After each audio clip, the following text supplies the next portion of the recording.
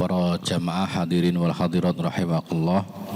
Marilah kita buka, kita awali ngaji tafsir kita dengan baca umul kitab Al-Hadiniyah wa kulli amalin sholihah. Al-Fatihah. A'udzu billahi minasyaitonir rajim. Bismillahirrahmanirrahim.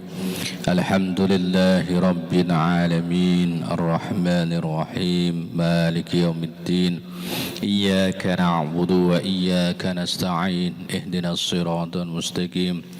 Siratal ladzina an'amta 'alaihim ghairil maghdubi 'alaihim waladdallin. Amin. Nggih mengke ajeng diulas surah Al-Baqarah ayat 21 nggih. Ya ayyuhan nasu ubudu rabbakumul ladzi khalaqakum wal ladzina min qablikum la'allakum tattaqun. Niki mengke sesine rada santai sik ya, soalnya bar rada wareken dadi santai sik. Dadi mungkin nek pas sesi-sesi sing apa tegang. Monggo dumateng Ustaz Dr. Sofan wedal saha panggenan dipun semanggaaken. Assalamualaikum warahmatullahi wabarakatuh. Bismillahirrahmanirrahim. Alhamdulillahi wahdah wassalatu wassalamu ala man la nabiyya ba'dah. Asyhadu an la ilaha illallah wa asyhadu anna Muhammadan abduhu wa rasuluh. Syahadatan nahya biha wa namutu 'alaiha wa nalqallaha biha, amma ba'du. Bapak Ibu rahimakumullah. Surat Al-Baqarah ayat 21. A'udzu billahi minasyaitonir rajim. Ya ayyuhan nasu ubudu rabbakum alladzi khalaqakum walladzina min qablikum la'allakum tattaqun. Hai manusia, ubudu rabbakum alladzi khalaqakum walladzina min qablikum la'allakum tattaqun. Ayat ini yaitu kita akan fokus kepada makna ibadah, makna Rabb, makna takwa. Kita itu sebetulnya mengenal bahwa yang namanya tauhid, yaitu mengesahkan Allah, itu ada yang namanya tauhid rububiyah, ada namanya tauhid uluhiyah, ada yang namanya asma wa sifat. Kalau kita perhatikan ayat ini bahwa panggilan Allah, hai manusia, manusia ini adalah manusia secara umum, karena kalau kita lihat korelasinya dengan ayat-ayat sebelumnya, bahwa Allah sudah menjelaskan bahwa ada tipe 3 manusia. Ada manusia yang mukmin, ada manusia yang kafir, ada manusia yang munafik. Maka dalam ayat ini, ya ayyuhan nas, hai manusia secara umum, baik orang itu mukmin atau orang itu kafir atau orang itu munafik. Jadi berbeda dengan ya ayyuhalladzina amanu ittaqullaha haqqa tuqatih wa la tamutunna illa wa antum muslimun. Ketika sudah disebut ya ayyuhalladzina amanu, berarti Allah di sini menuntut agar orang itu mengesahkan di dalam ibadah. Tapi ketika Allah menyampaikannya di sini dengan ya ayyuhan nas, maka yang dimaksud ini adalah mengesahkan di dalam rububiyah. Jadi tauhid rububiyah itu adalah mengesahkan bahwa Allah itu pencipta, Allah itu yang mengatur, Allah itu yang memelihara, Allah itu yang menciptakan, Allah itu yang memberi rizki, Allah itu yang menurunkan hujan. Itu namanya tauhid rububiyah. Jadi orang yakin dan mengesahkan bahwa Allah itu yang memelihara, yang mengatur, yang menciptakan, yang menurunkan hujan, yang memberi rezeki, berarti orang itu sudah bertauhid rububiyah. Tapi orang mukmin itu tidak cukup hanya tauhid rububiyah, harus ada namanya implementasi di dalam rububiyah berupa mentauhidkan di dalam beribadah. Lah, mengimplementasi dalam beribadah itu bukan biasanya Allah memakai firman-Nya dengan sebutan ya ayyuhalladzina amanuttaqullah. Maka di sini kalau kita perhatikan alladzi khalaqakum walladzina min qablikum la'allakum tattaqun, agar kalian bertakwa. Belum ada sebutan Allah, belum ada, karena ini baru berbicara tauhid rububiyah. Apa itu? Saya ulang-ulangi bahwa tauhid rububiyah adalah mengesahkan bahwa Allah itu pencipta, bahwa Allah itu memberi rezeki, bahwa Allah itulah yang menurunkan hujan, bahwa Allah itulah yang menciptakan. Itu namanya tauhid rububiyah. Jadi ayat sebelum ini Allah sudah menjelaskan 13 ayat, yaitu tentang sifat-sifat munafik dengan lengkap karakternya bagaimana, dengan lengkap contohnya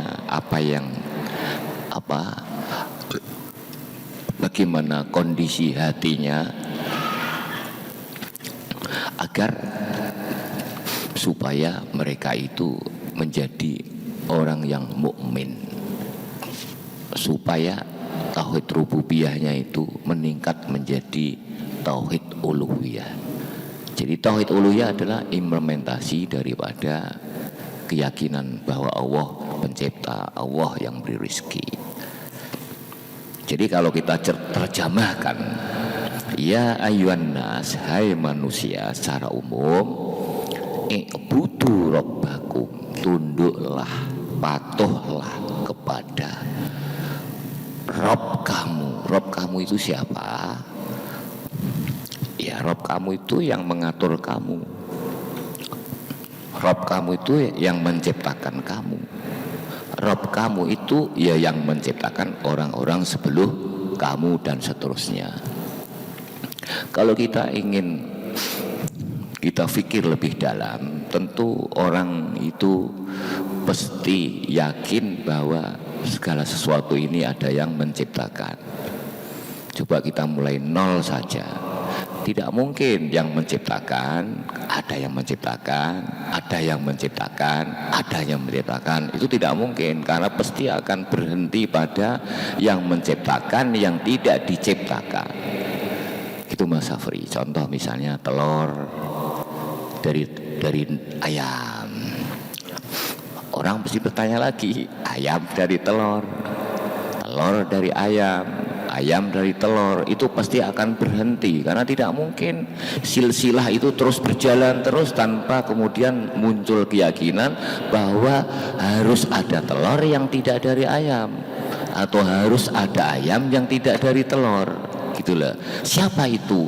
Yaitu Allah Rabba kulli syai'in, yaitu Allah lah yang mengatur segala sesuatu.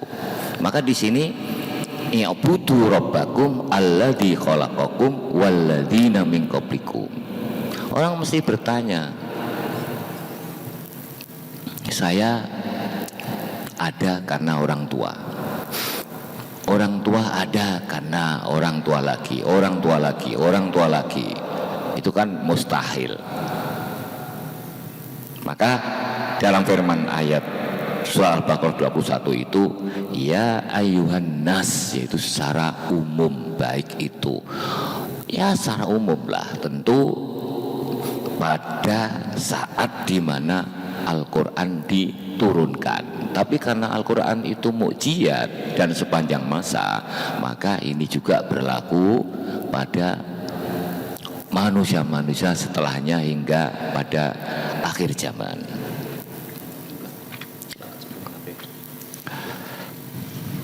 Pemberian Allah ya itu kepada orang umum, tidak pandang itu orang mukmin atau itu orang kafir atau itu orang munafik. Tapi taklif daripada orang yang mengaku iman kepada Allah itu ada perintah puasa, ada perintah sholat, ada perintah wajib dan lain sebagainya.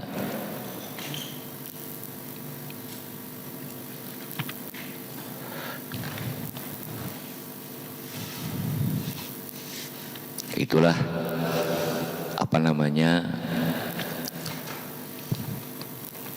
tauhid. Jadi ada tauhid uluhiyah, ada tauhid rububiyah, ada tauhid uluhiyah. Jadi ketika Allah berperintah dalam ya ayyuhan nas, maknanya adalah agar manusia itu tauhid rububiyah. Tapi ketika ya ayyuhalladzina amanu, ketika rububiyah itu sudah ada, dia yakin kepada penciptanya yaitu Allah, maka kemudian diperintah oleh Allah ya ayyuhalladzina amanu ittaqullaha haqqa tuqatih. Kalau di sini kan la'allakum tattaqun, agar mereka itu bertakwa. Lah, bertakwa apa itu? Bertakwa di sini maknanya adalah menghindar, memelihara, memelihara dari hal-hal yang membuat kita menjadi rugi atau bahaya. Karena Allah itu memiliki berbagai sifat, diantaranya adalah sifat yang maha dan lain sebagainya. Itu kita agar bertakwa. Jadi bertakwa kepada sifat-sifat Rabb tadi gitu. Kita belum ada sifat Allahnya apa bertakwa pada Allah belum ini, tapi bertakwa kepada zat atau zat yang memiliki sifat yang berbagai macam itu. Maka kadang-kadang kita lihat di dalam Al-Quran itu ada wattaqun narul lati waquduhan nas wal hijarah. Bertakwalah kepada api, kan gitu kan. Lah, api itu memang bagian daripada tentara Allah yang kalau itu menimpa pada seseorang, orang itu akan menjadi atau akan membahayakan. Jadi fattaqun nar itu maknanya adalah peliharalah antara kamu dan api dengan melakukan hal-hal yang diperintahkan oleh Allah. Gimana itu? Paham? Marai bertakwa harus kadung dimana nih, wedi ya. Jadi gini loh, fattaqun narul lati waquduhan nas, maknanya anda buat apa namanya sesuatu yang dapat menghindari anda dari api. Lah, apa sih yang bisa membuat kita terhindar dari api? Yaitu tentu dengan menjalankan keimanan kepada Allah dengan yuqimuna shalah wa mimma razaqnahum yunfikun walladzina yu'minuna bima unzila ilaika wa ma unzila min qablik wa bil akhirati hum yuqinun, maka Anda akan memiliki benteng yang bisa menghindarkan kita dari api neraka, gitu loh. Maka di situ maknanya wattaqun narallati waquduhan nas wal hijarah. Nah, di sini la'allakum tattaqun. Ya, la'allakum tattaqun di sini maksudnya adalah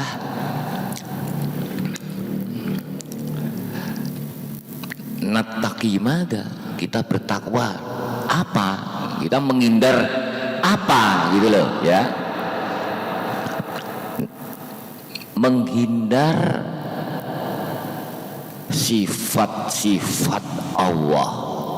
Jadi menghindar dari, karena kita yakin bahwa Allah memiliki sifat-sifat Rabb, sifat-sifat Khalik, ya kan?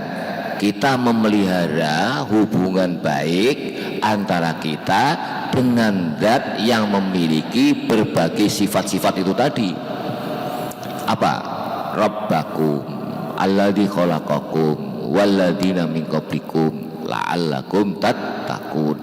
Kita disuruh menghindar atau memelihara atau menjadikan sesuatu yang membuat hubungan kita dengan zat-zat itu menjadi terpelihara dengan baik, sehingga kita tidak terjumus dalam api.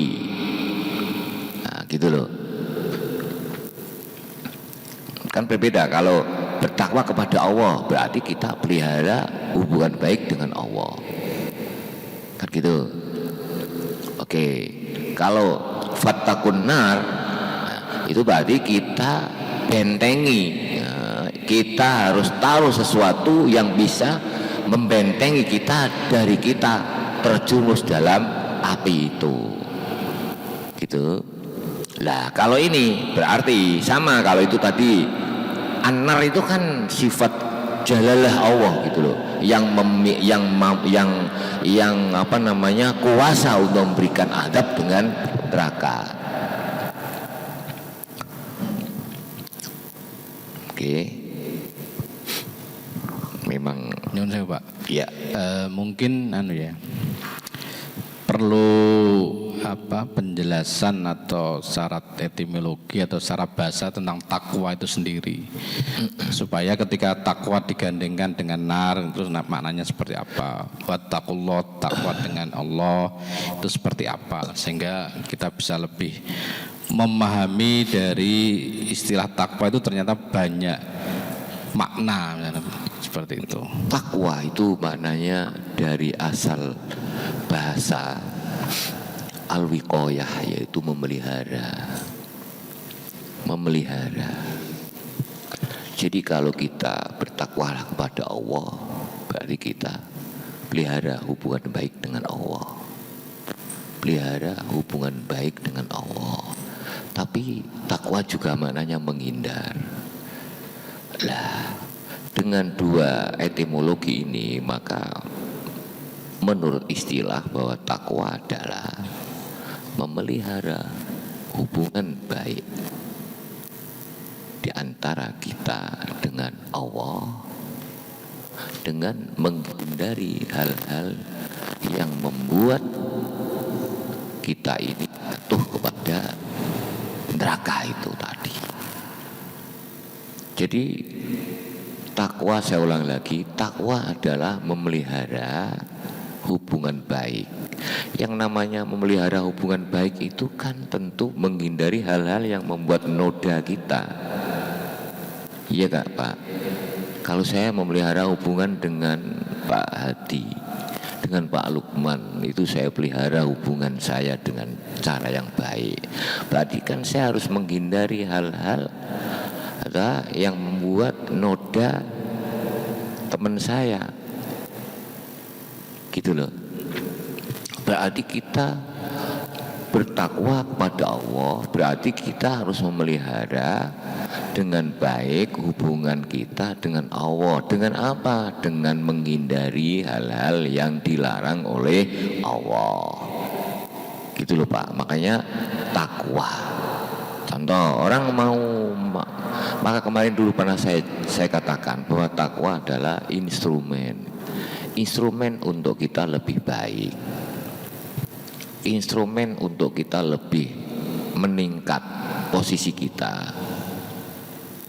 Itu harus ada instrumen. Nah, instrumen itulah ada takwa. Takwa itulah adalah alat eskalator yang kita gunakan, untuk meningkatkan diri kita ke jenjang yang lebih tinggi. Gitu Pak. Misalnya orang, jadi kalau intinya begitu. Tapi kalau implementasinya banyak, makanya takwa itu sebetulnya dinamis. Contoh misalnya, Mas Safri itu sekarang S1, kemarin sudah S2. Itu kalau tidak ada takwa, tidak ada pemeliharaan secara baik, gagal Pak, nggak bisa naik. Kalau tidak ada instrumennya takwa, itu tidak bisa. S1 tuh bisa ke S2, S2 bisa ke S3. Begitupun kita hidup sehari-hari ini. Kalau tidak ada takwa, maka kita akan jatuh Pak. Jatuh Pak, gitu ya. Itu. Takwa kepada Allah yang memiliki kekuasaan absolut. Takwa kepada Allah yang memiliki sifat-sifat yang absolut tadi, yang alladzi khalaqakum walladzina min qablikum, gitu. Jadi umumnya gini loh, umumnya orang ini kan disuruh beriman kepada Allah itu karena orang itu percaya pada Allah yang menciptakan, tapi dia tidak tunduk dan patuh kepada pencipta, gitu loh.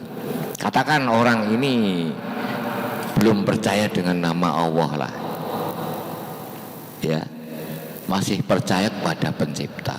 Tapi kalau orang tidak percaya dengan pencipta, itu berarti orang tidak mau diajak berpikir, gitu loh. Orang pasti percaya pada penciptanya. Ada penciptanya. Lah, ayat ini menyuruh manusia ini tunduk pada penciptanya. Penciptanya siapa? Penciptanya adalah zat yang menciptakan kamu, yaitu Rob, yaitu nanti kemudian disebut dalam mukmin ketika sudah beriman kepada penciptanya, maka kemudian ada secara spesifik dipanggilnya ya ayyuhalladzina amanu. Jadi ayat ini menuntut orang hanya beriman kepada penciptanya, belum dituntut iman kepada Allah, gitu loh. Lah ketika dia iman kepada penciptanya, maka arahan keduanya kemudian baru Allah. Makanya surat yang menyebut Allah itu masih setelah ini, gitu loh.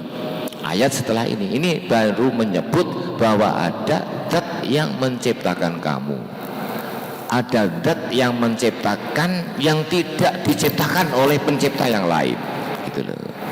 Mbah sapa kuwi, wong pasti percaya bahwa kita ini pasti ada yang menciptakan, baik itu orang kafir, baik itu orang mukmin, baik itu orang munafik.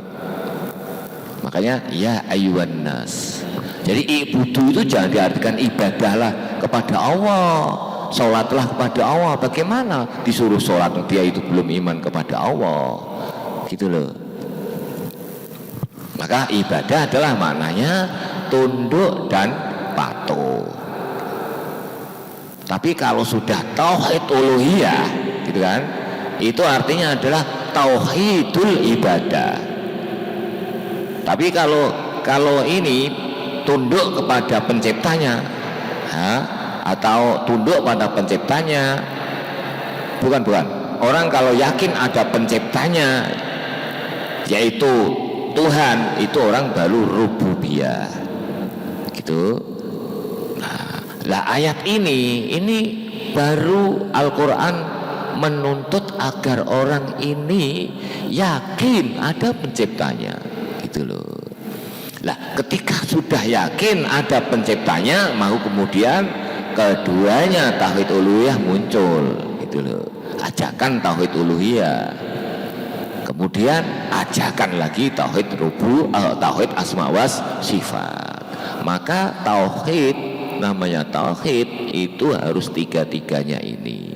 Tidak cukup satu itu sudah dikatakan beriman, gitu.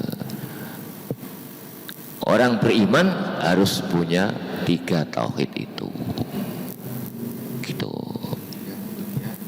Tauhid rububiyah, tauhid uluhiyah, tauhid asma was sifat. Karena sebagian orang, banyaklah orang itu, siapa sih yang nggak percaya dengan penciptanya, ya kan? Siapa sih yang tidak percaya, tidak beriman dengan Allah sebagai pencipta? Tapi apa itu sudah cukup dikatakan orang beriman? Belum, karena iman harus ada uluhiyah. Kalau gini Pak, ya entah setelah ayat ini atau sebelumnya ya, kan ada juga orang-orang yang masih misalkan menyembah matahari, kemudian ada yang animisme, dinamisme misal. Nah, apakah hal itu sebagai bentuk simbol mereka karena susah untuk istilahnya ya, menyembah kepada Tuhan, akhirnya dia membuat ilustrasi sendiri, membuat gambaran sendiri. Oh, berarti matahari. Mungkin ono sing penyembah bulan, ono sing penyembah api, ono sing penyembah pohon dan lain sebagainya. Nah, hal semacam itu seperti apa? Jadi mereka sebenarnya mungkin ya, saya juga nggak tahu, mungkin ingin membuat Tuhan itu seperti gambaran mereka, kemampuan akalnya seperti itu seperti apa? Oke, Pak. Makanya kalau ini difahami betul ya, ini ayat ini kan mengajak pikiran manusia untuk berpikir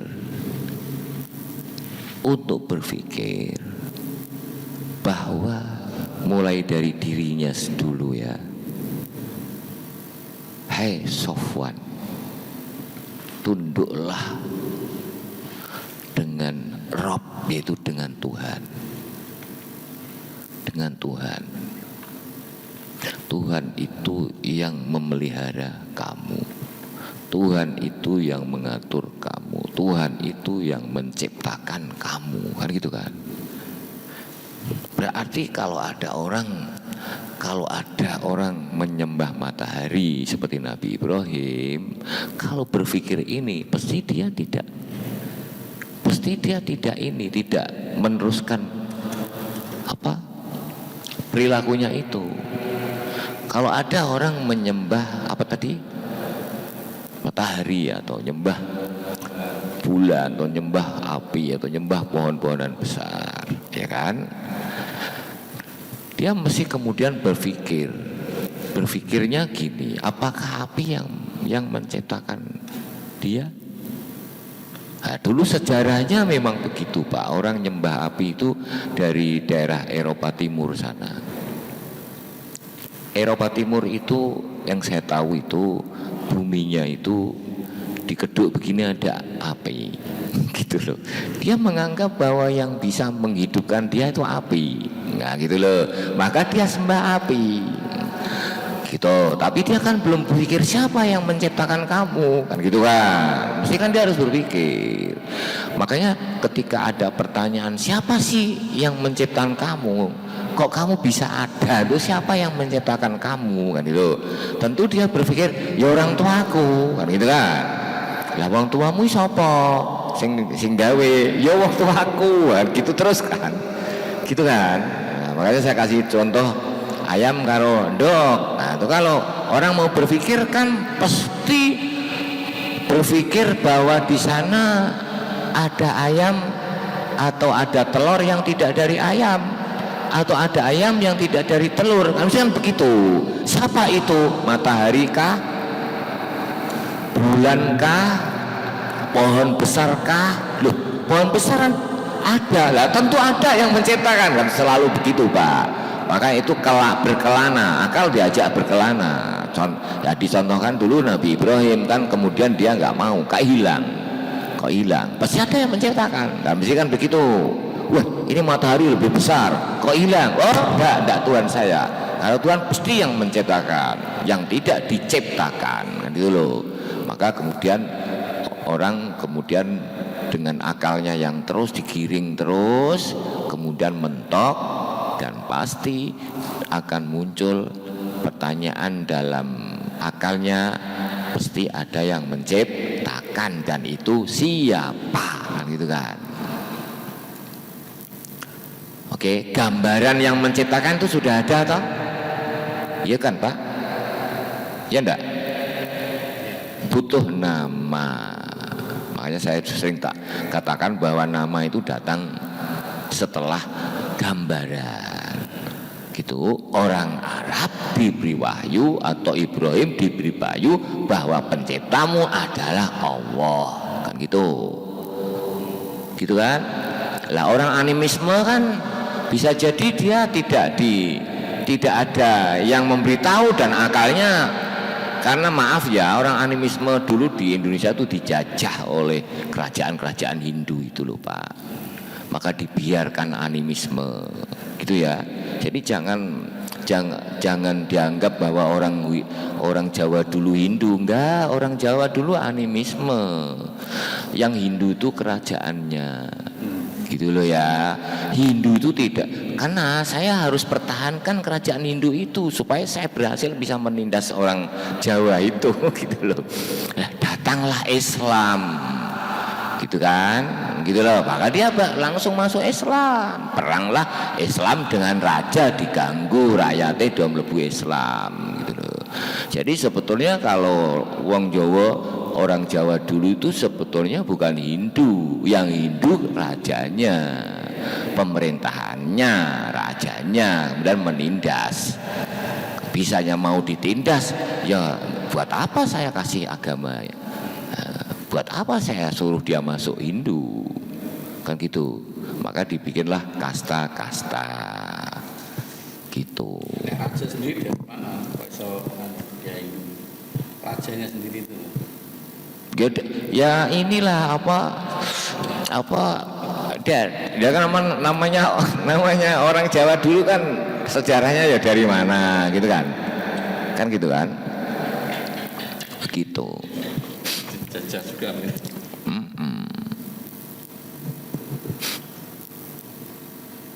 Kira-kira gimana Pak? Coba Pak Guru. Saya sendiri kan bisa juga tidak benar omongan saya, gitu loh. Bisa saja tidak benar. Tapi kok saya yakin bahwa agama yang mengajak orang banyak untuk masuk agama itu kok agama Islam, gitu ya. Gitu loh. Kalau agama Hindu enggak, mungkin kalau agama Kristen oke, juga ngajak-ngajak. Nah, gitu kan. Tapi kalau agama Hindu kok enggak ada coba mengajak orang supaya masuk Hindu itu loh, enggak ada. Nyatanya tempat-tempat ibadahnya ya enggak ada. Hindu itu di mana pusat? Hindu. Kerajaan Hindu dulu mana? Kerajaan Jawa Hindu. Itu di mana gitu loh. Daerah Kediri kan, ada tempat ibadahnya di daerah Kediri itu loh. Dulu kan berupa kuil-kuil itu loh Pak. Iya, kuil kan di daerah kerajaannya, gitu loh, bukan di daerah-daerah Kediri sana gitu loh. Kalau di Bali itu kan tiap rumah mesti ada tempat sembahyang lah paling Bali. Tiap rumah itu ada. Iya, di Bali ya. Kan udah. Sekarang dulu loh, gini loh Pak, yang namanya kerajaan Hindu di daerah sini, kalau memang rakyatnya itu doa agama Hindu, pasti di sana ya ada tempat-tempat ibadah Hindu, maksud saya gitu loh, kan gitu loh, maksud saya begitu. Berarti kan ketika ada kerajaan Hindu Kalingga, rakyat itu ya masih animisme itu, gitu loh. Gitu maksud saya. Datang Islam,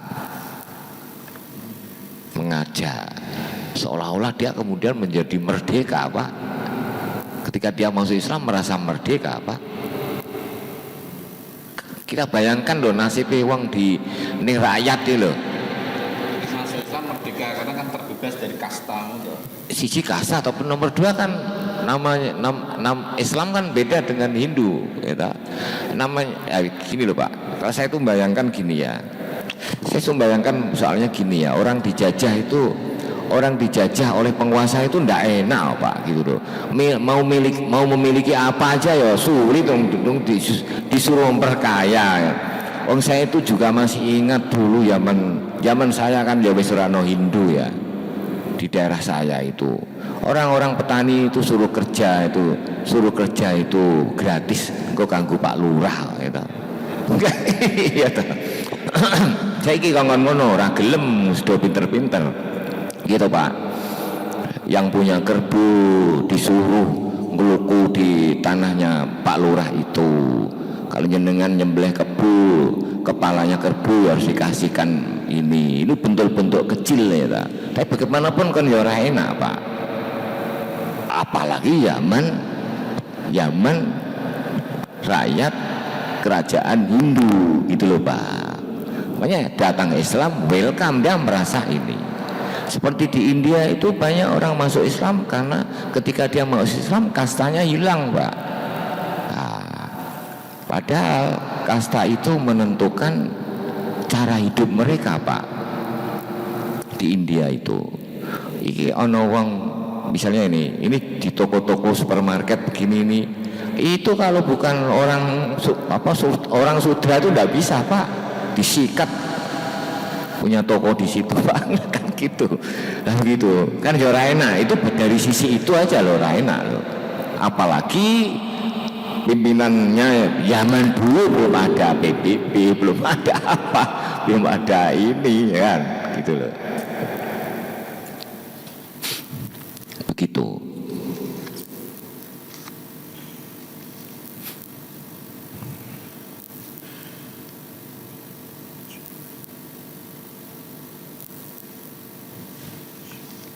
Makanya di sini kembali ke sini, orang kok tunduk pada benda itu sebetulnya digiring oleh ayat ini, gitu ya.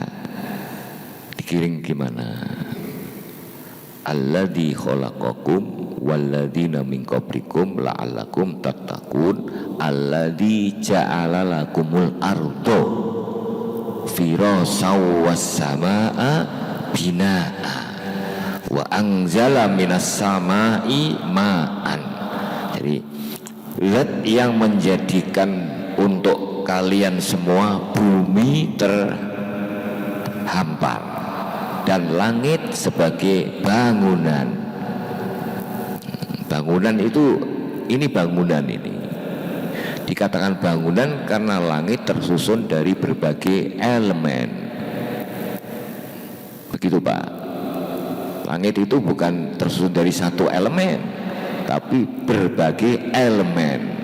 Ketika langit dikatakan oleh Allah bina, maka orang yang faham makna bina itu langit itu dibuat oleh Allah dari berbagai elemen gitu loh.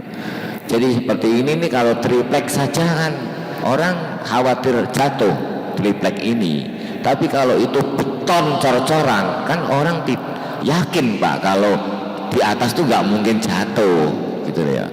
Maka di sini Allah wa angza di sini wasamaa binaa gitu kan.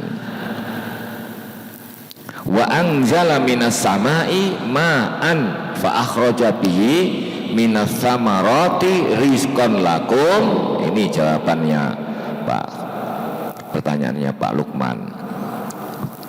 Fala taj'alu lillahi andada wa antum ta'lamun. Gini maknanya begini. Ayat ini kalau dilihat dari korelasi. Korelasinya itu kan manusia, ya kan? Allah yang menciptakan manusia. Dieling-eling Pak, nek pengen paham tuh memang selalu awake dhewe ndelokke ayat-ayat sebelumnya gitu ya. Coba Allah menciptakan, Allah tunduklah pada Allah, Allah yang menciptakan kamu. Nih kamu. Nah, cara Pak Guru itu lebih mantap itu harus yang dekat dulu, yang menciptakan kamu. Kan itu kan kamu dah itu. Kemudian orang sebelum kamu kan agak jauh. Kemudian bumi, kemudian langit, kemudian hujan turun, kemudian produk-produk dari bumi muncul, ya kan?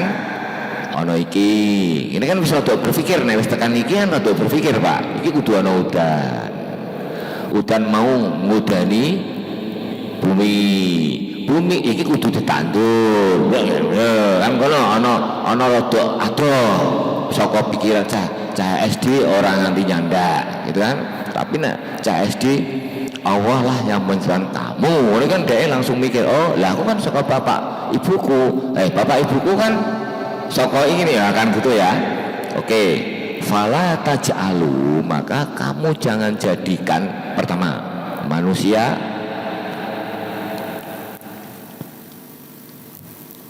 kedua, jadi fala taj'alu lillah, maka jangan kalian jadikan dirimu, sebentar, diri orang tua kamu, oke, bumi seisinya, langit seisinya, oke, hujan yang kemudian turun ke bumi muncul buah-buahan, semua itu jadikan nidan bagi Allah. Paham belum? Nidan itu sekutu gitu loh. Jadi kalau ada orang mensekutukan benda dengan Allah, itu berarti ini larangannya. Fala taj'alu lillahi andadan wa antum ta'lamun. Jadi gini loh, orang gini ya, kadang-kadang berpikir fala taj'alu lillahi andadan. Arti coba Mas di terjemahan Mas, gitu kan.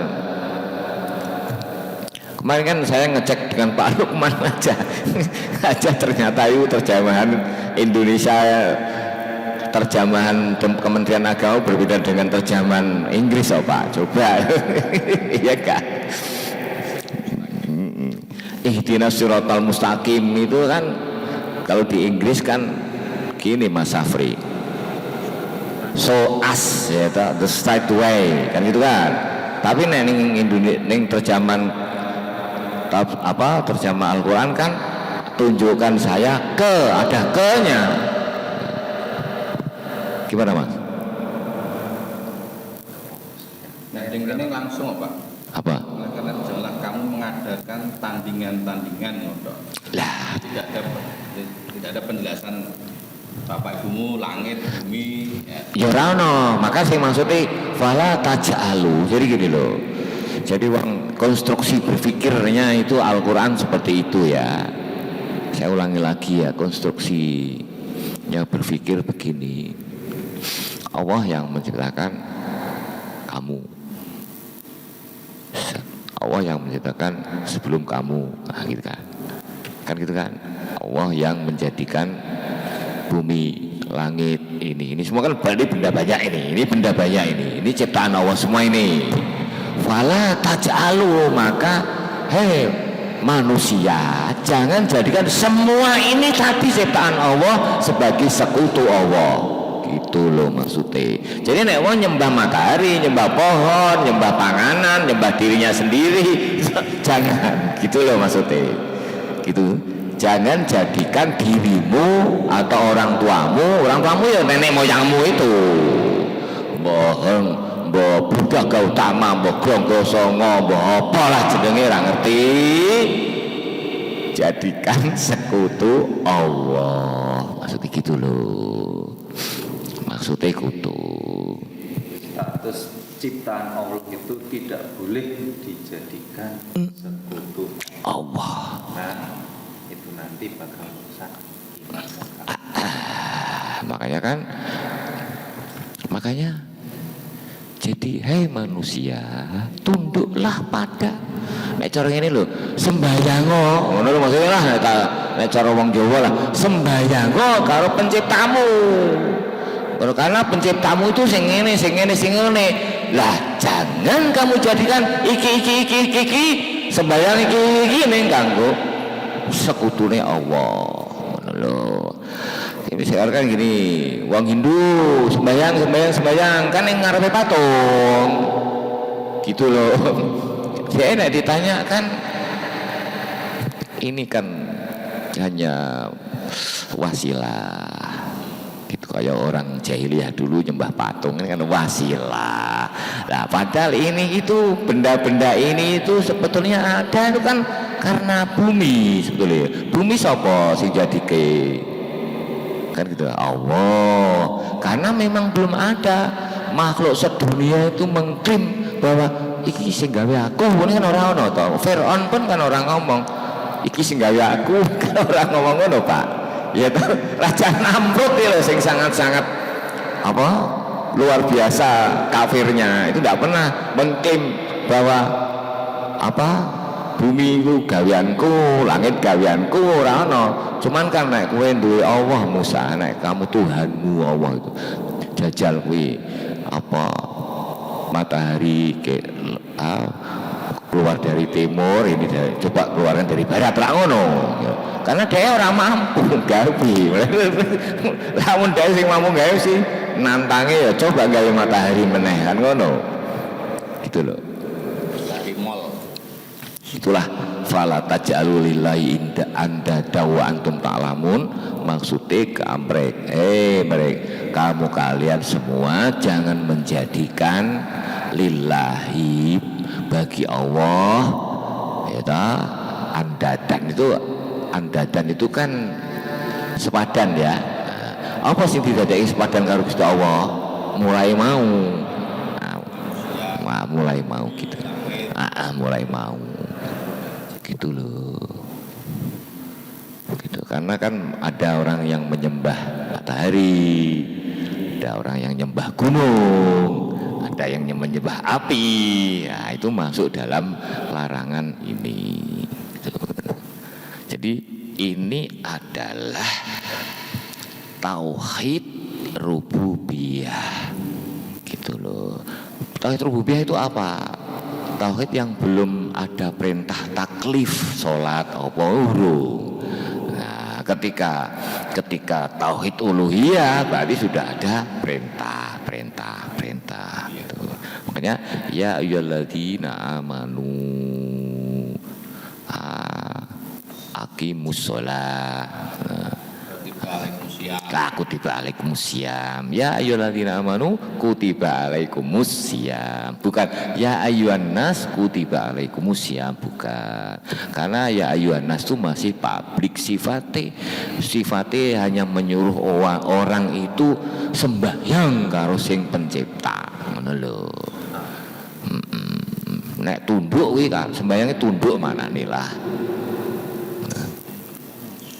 Makanya orang itu kadang memahami ibadah lah sembahyang, kan padahal ibadah maknanya tunduk. Memang satu sisi ibadah maknanya tunduk, tapi ibadah sebenarnya maknanya bukan hanya tunduk gitu loh. Tapi ayat ini ya ayyuhan nasu budu rabbakum maknanya tunduk dan patuhlah kepada Rob kamu gitu. Rob kamu itu siapa? Yang menciptakan kamu, yang menciptakan orang sebelum kamu, yang menjadi la'alakum tattaqun alladzi ja'alakumul ardo. Itu terus fala tajalu lillahi andadan. Jadi step-stepnya itu begitu loh. Allah mendidik manusia itu nganggo step-step begitu.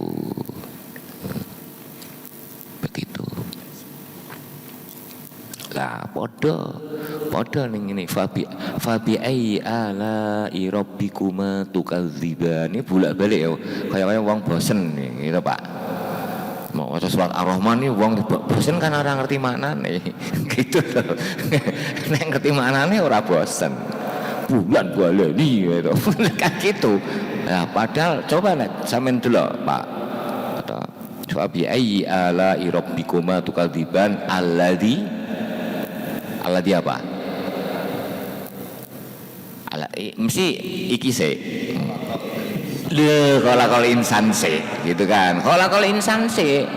Karena memang manusia itu yang paling dekat dengan dirinya ya manusia itu, gitu loh. Coba, Pak.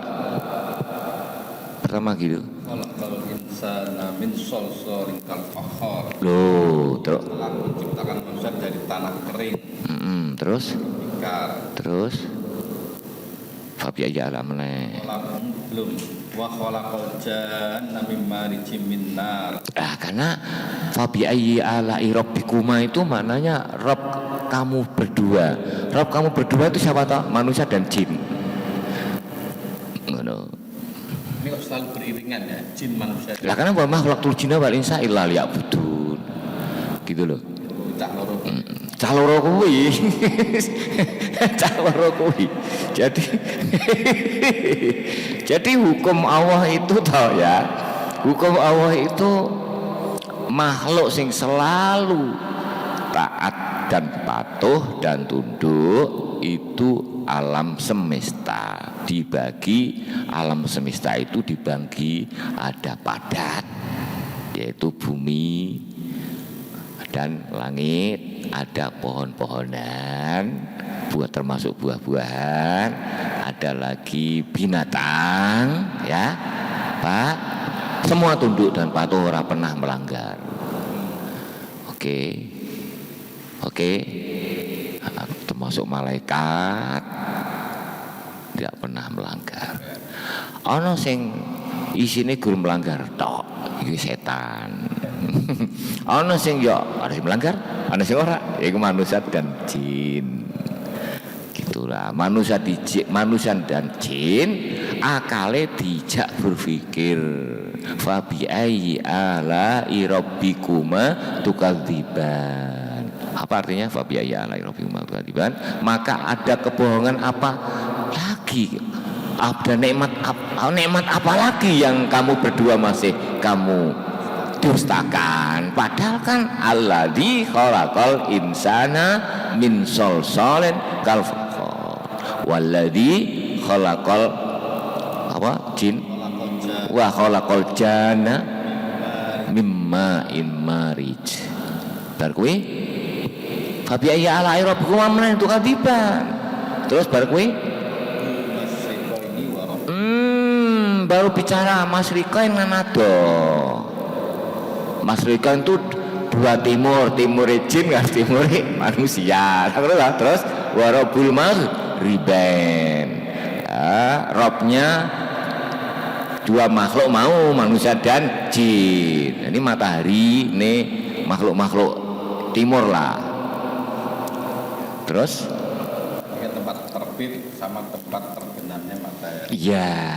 Tapi ada dua, karena dua alam jin dan alam ini. Yang kedua tempat terbenam. Terus lagi. Biayi alai rabbikum tukadziban. Terus. Jal bahra ini yaltaqiyan. Lah, terus. Yang membiarkan dua laut tawar dan asin. Aduh, karena harus moro-rono. Karena ini mau matahari kan kuning kene tak ketok, gitu kan. Terus bainahuma barzakhul la yabghiyan. Di antara keduanya ada pembatas yang tidak dilampaui oleh masing-masing. Jadi intinya gini. Jadi nikmat apa lagi yang masih kau dustakan? Ya, tuh Allah itu kan yang menciptakan kamu dari iki solsolin tadi kalfahor, dari ini jin dan ini kan itu iso kaya ngene lho, nikmat apa meneh sing ijeng mbok bongi wong sangka saka tanah sing ora ana regane gampangane ya kan iso kaya ngene kan gitu kan. Semua itu punya nilai harga semua Pak. Nilai tanah harganya mahal. Ya ta? Nilai api ya harganya mahal. LPG itu pusatnya kan yang daerah orang-orang yang menuhankan api, di Iran, di Kazakhstan, di Azerbaijan, di Rusia. Karena itu dulu banyak orang Majusi Pak, menuhankan api. Nah, kemudian terus Rabbul Masyriqain wa Rabbul Maghribain, itu orang mungkin kalau nggak ada yang mengatur itu tidak mungkin. Padahal nikmatnya hidup manusia karena ada matahari. Nah, matahari yang terbit dari timur. Misalnya matahari itu diganti terbit dari barat, ya nikmatnya tidak senikmat ini. Kan gitu. Terus lah diajak lagi, akalnya agak kejauh ke Bahrain gitu kan. Dua laut tawar dan asin. Ya, kuwi kok iso ngono ya apa otomatis? Nah, gitu kan. Kan gitu. Terus bainahuma barzakhul la yabghiyan. Itu semua itu makanya kalau paham artinya Fabiaya ala irobikuma tukadziban itu enggak bosen. Enggak. Keduanya ada pembatas yang tidak dilampaui oleh masing-masing. Ini padahal yang laut tawar kok iso asin, iso campurnya. Ayo kuwi piye jajal? Kuwi nyatane ana sampai saiki. Dan tidak ada pembatas. Ada pembatasnya tembok. Mulane wong iki kudu dolan lah.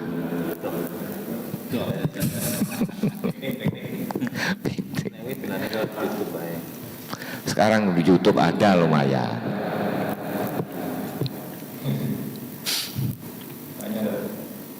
Baru tahu kalau dulu kan kita tahu apa biaya kan makanan mana yang kamu pustakan.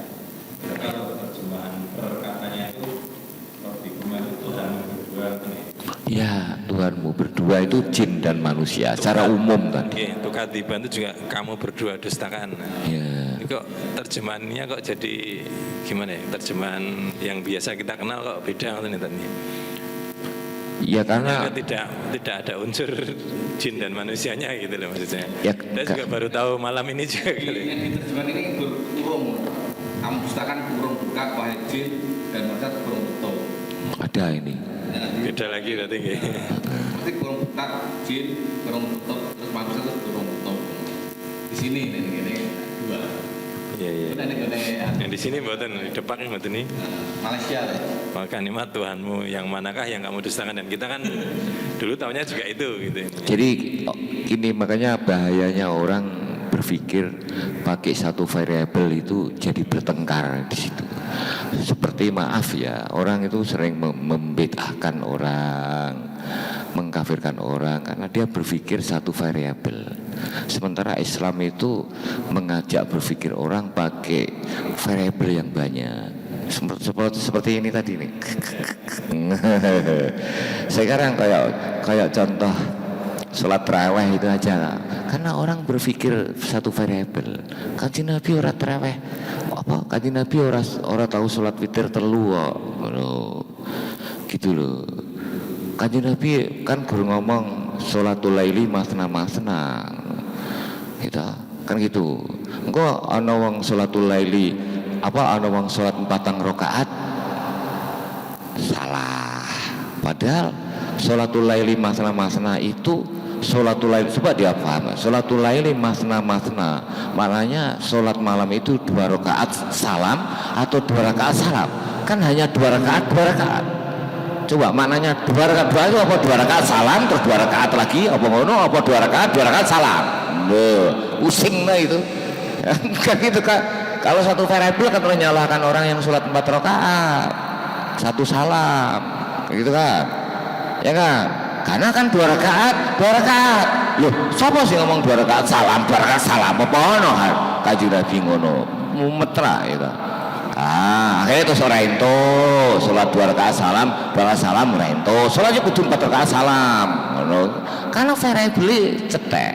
Ora kaya ulama dulu. Gitu loh. Kan gitu.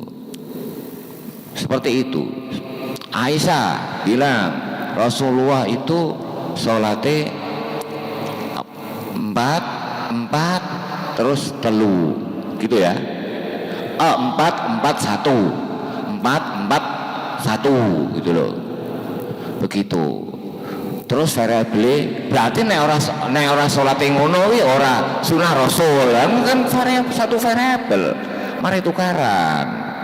Gitu loh. Padahal Kanjeng Nabi ngomong ngono kuwi padahal kuwi Aisyah weruh. Gitu ya. Aisyah ditakoni wong bahwa Aisyah cerita salate Nabi empat siji. Berarti sing ngomong sinten? Sing ngomong kuwi Aisyah toh, cerita tentang Nabi toh, kan gitu kan. Kalau Nabi ditanyai langsung, Nabi ini jawab 2 rakaat, boleh dia jawab. Gitu kan? Berarti kan ya entuk ngene lah kan ngono wae sebenere. Mumet aku nek ora wong Islam do tukaran nih, ngono kuwi masalah gitu loh ya. Gitu. Jadi ambil variabelnya cuman satu variabel. Padahal orang tuh kalau sudah S1 aja tidak boleh pakai variabel satu. Itu harus 2, harus 3 gitu loh Pak. Apalagi S2 doktor gitu. Doktornya masih membid'ah-bid'ahkan orang. Karena variabel siji. Gitulah, kita itu harus cerdas.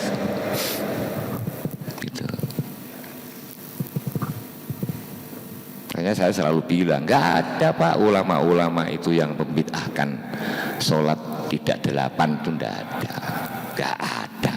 Ulama dulu sing ono kitabe. Kalau ulama sekarang sing cuma duwe buku cetekan Tuha Putra ya mungkin. Gitu loh. Gitu. Tenan Pak. Kayak saya itu pernah baca Pak. Demi Allah Pak. Baca Quran di kubur itu tidak ada yang menindakbolehkan. Ulama-ulama yang punya kitab gitu loh. Kalau ulama-ulama sing macane buku Toha Putra ya mungkin. Jadi dalile gini loh Pak, dalile bacalah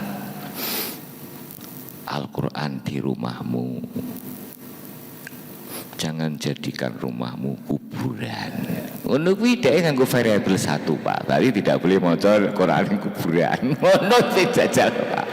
Lah ulama mbiyen kan variabelnya ora 1. Gitu loh ya.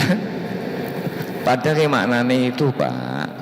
Jangan maksudnya itu Kanjeng Nabi menganjurkan supaya kita banyak membaca Al-Quran di rumah. Sebab kalau kamu tidak pernah baca Al-Quran di rumah, itu kamu seperti ndadekke omahmu kuburan. Maksudnya itu, berarti kowe iki wis mati, kowe iki urip tapi kowe wis mati, gitu loh.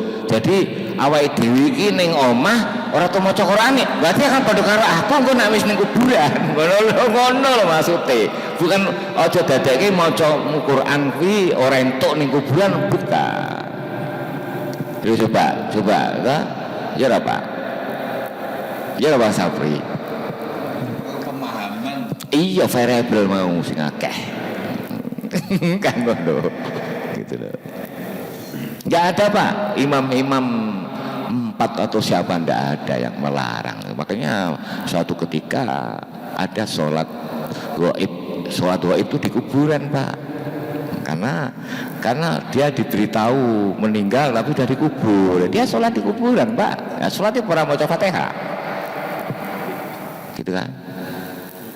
Ning kene ana wong sholat ngono kuwi udah gumun ya wis bola. Gitu.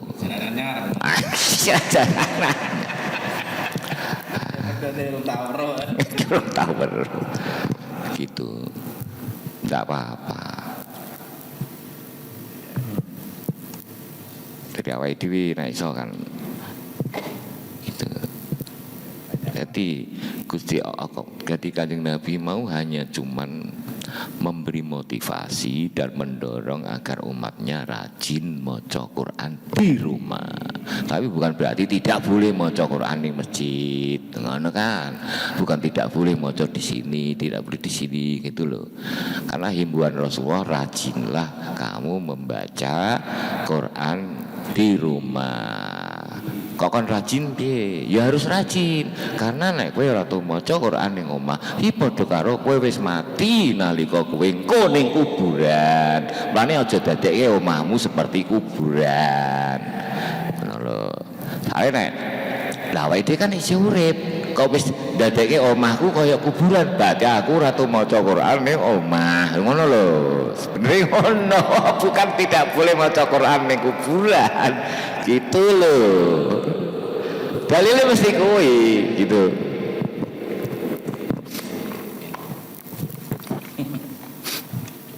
Begitu. Ngono kuwi apa faktor ya karena bahasa ya. Apa ya? Karena Bahasa atau piye? karena kehakan konco. Karena kehakan konco royoan santri. Ayo. Kehakan konco. Dia ora sadar nek dipahami ngene malah akeh koncone kan ngono ta. Kan gitu. Ya nyatane ono kitab ora ono kitab sing ngomong begitu, ndak ada, Pak. Gitu loh. Gitu. Alasannya apa? Kanjeng Nabi orang ngelakoni, bisnis kan ngono. Nah, Kanjeng Nabi orang ngelakoni kan bukan berarti tidak boleh. Iya ta?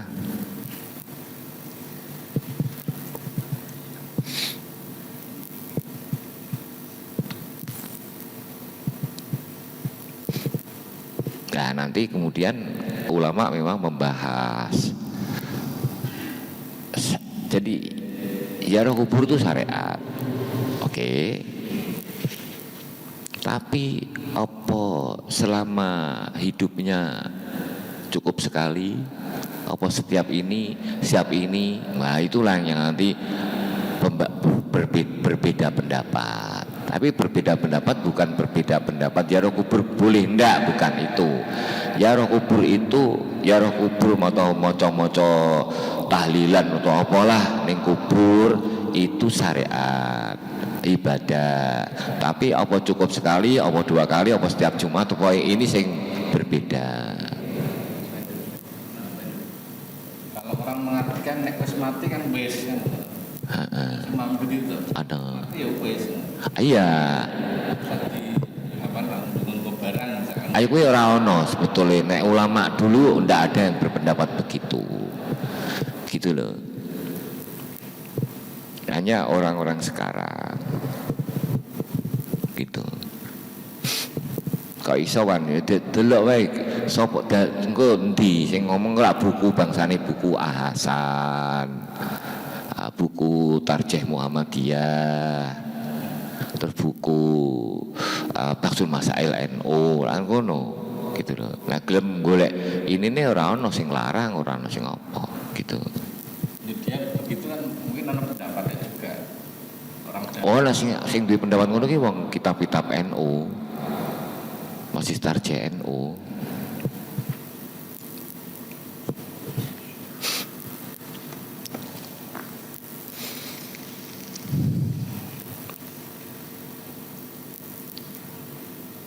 Ya kalau kita bicara ijtihad seperti itulah.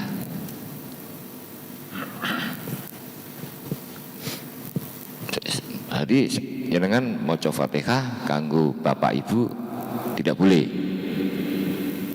Ada yang mendapat tidak boleh gitu tak? Iya.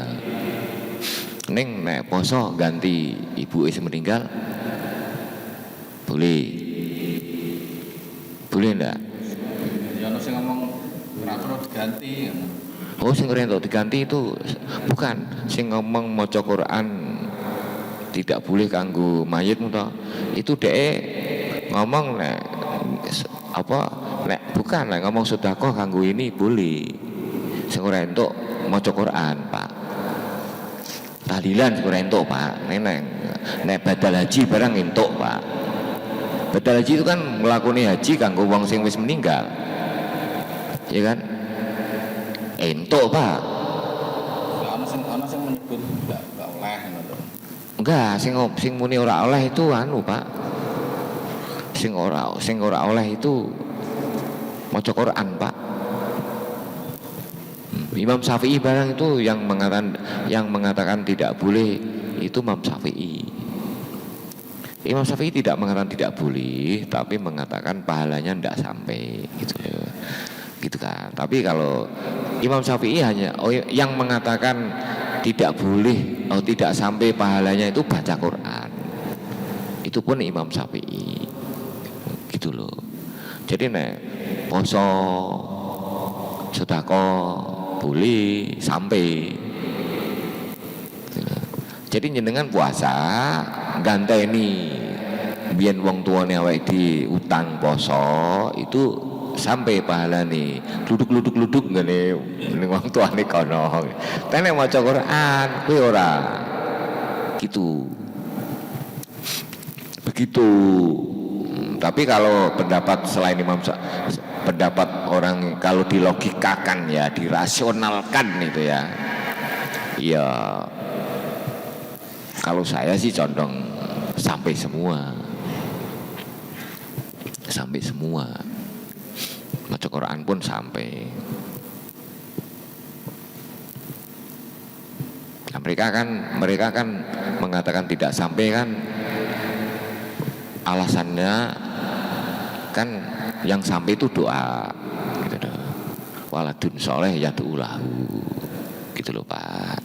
Tapi kalau maca Quran itu tidak sampai. Dengan yang maca Quran pahalanya untuk orang tua itu tidak sampai gitu loh. Tapi nak jenengan doa untuk kebaikan yang sudah meninggal boleh gitu loh, Pak.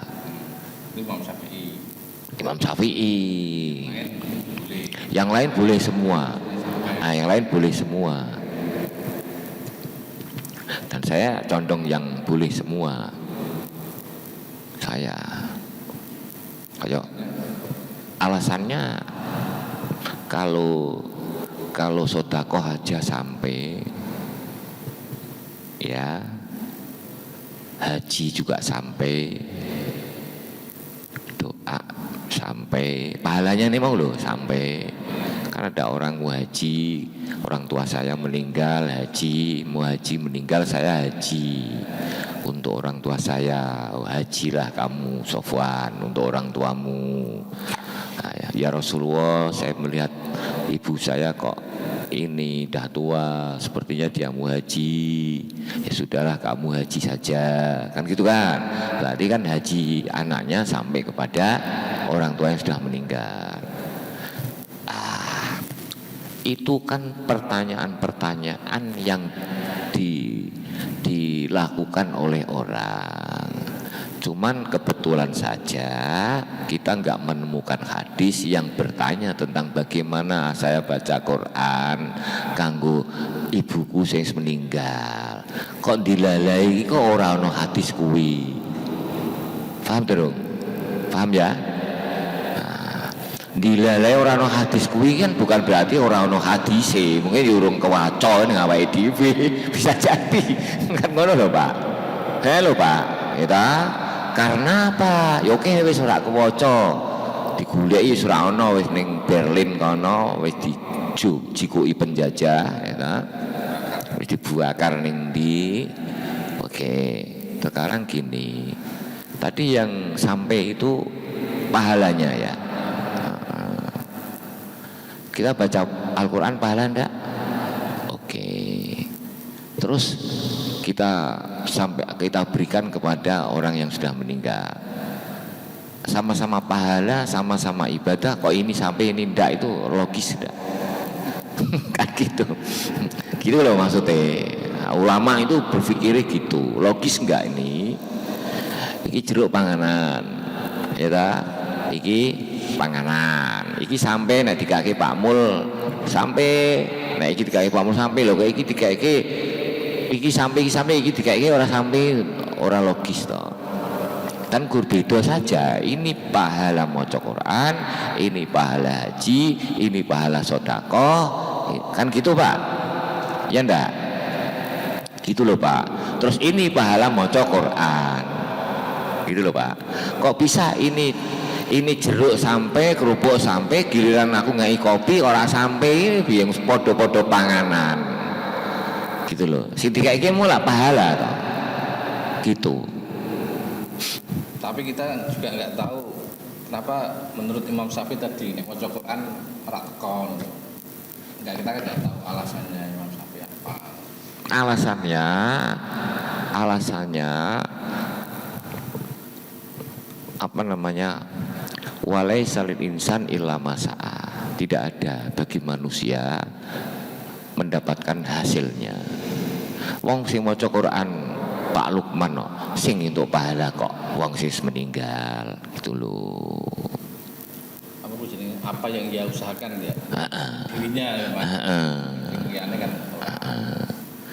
Wong sing melakukan Mas Safri, sing maca Quran Mas Safri kok sing untuk pahala kok ibu sing meninggal. Ora logis dari Imam Syafi'i. Gitu. Terus dijawab wa anna laisa insan illa masa'a, itu dalilmu kanggo maca Quran itu enggak match enggak beralasan ya. Enggak bisa itu jadikan alasan.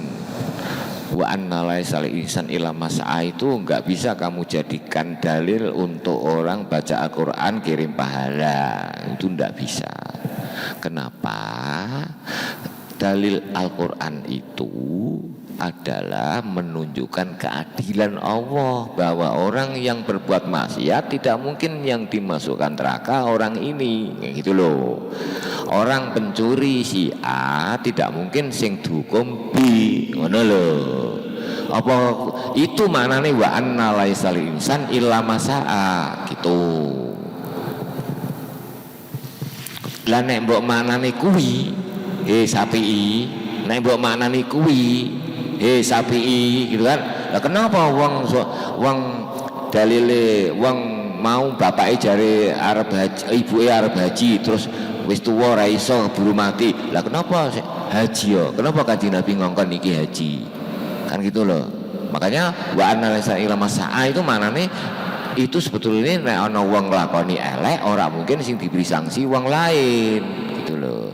Nek anak berbuat jahat ora mungkin sing diadab wong tuane, gitu loh. Tapi nek anake berbuat baik wong tuane tetep entuk. Karena wong tua juga dulu berarti berusaha keras untuk mendidik anaknya agar anaknya bisa menjadi anak baik, gitu loh. Sekarang nih saya iso maca Fatihah, iso maca Al-Qur'an, iso khatam Al-Qur'an dengan baik tuh pahalanya tak kake bapakku. Loh, aku iso maca ngene hasil didikane wong tuaku, gitu loh. Gitu loh, Pak. Iku madhabe orang Saudi pun mengatakan sampai, gitu. Ibnu Taimiyah pun mengatakan sampai, gitu. Nggak percaya sama dia bisi. Gimana? Nggak percaya sama dia bisi, tak percaya Fatihah.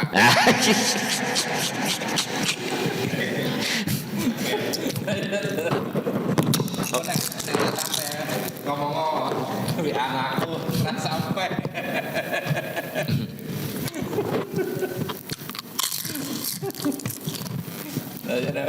Nah apa pukul-pukulan akhirnya lebih ngono.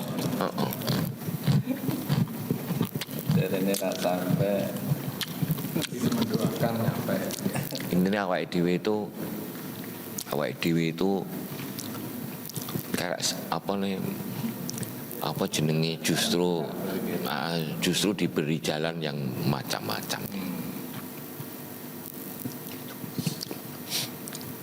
Membuat mata kita itu lebar, tidak mudah menyudutkan, menyalahkan.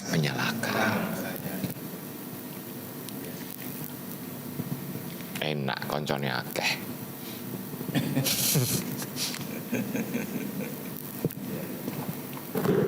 Makanya harus sering piknik ya. Diajak Piknik pikiran itu. pikirannya, diajak piknik. Diajak piknik pikirannya itu menolak apa? Dan kata buruk.